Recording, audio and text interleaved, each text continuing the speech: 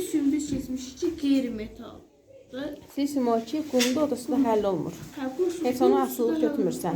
Yəni, belə bir düz asılıq qoyarıq da, asılıq deyil. Həll olmur axı əminə yaxşı. X qlukoz. Əyləş hələ var vaxtda 5. Glukoz da şəkərdir. 5 doğrudur, X doğrudur. 1, 3, 5. Aha. 1, 3, 5 yalnız 1. Sonra 14 deyir ki, 100 ml maddə yenə verilir. Bir X maddəsinin suda həll olmasına temperaturdan asılı qrafiki verilmişdir.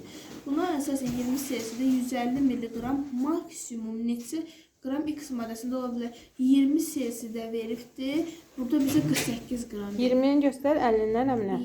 20-yə 48 həll olub belə. 20-yə yox, daha doğrusu 20-də də 100 ml suda 48-də həll olub.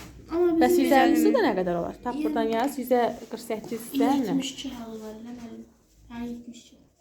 148, 150-yə də X. Onun tərəfdə... Bura elə bir ki, yarısı qədər artıb deyəm. Buna yarı. 48-in yarısı necə eləyir? 24. 48-in 24-ün cəmi 72. Düzdür. Ay gör. 72. Hə, deməli.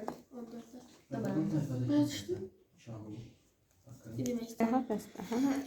Qrafda X maddəsi həll olmasının temperaturdan asılılığı verilmişdir.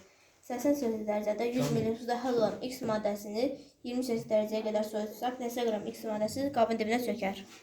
Elə burada sadə şərt verir. Prosta bunu uzat verir. Mənim burada sadəcə verir ki, bizə 80 cc-də 100 ml, 80 cc-də 100 ml suda 64. Cədvəldə bizə verdiyi kimi 64 verirdi. Sonra deyir ki, X maddəsini 20 cc-yə qədər soyutsaq. 20 cc-də 48 verir. 64-dən də 48-ə çıxsaq 16 edir elə.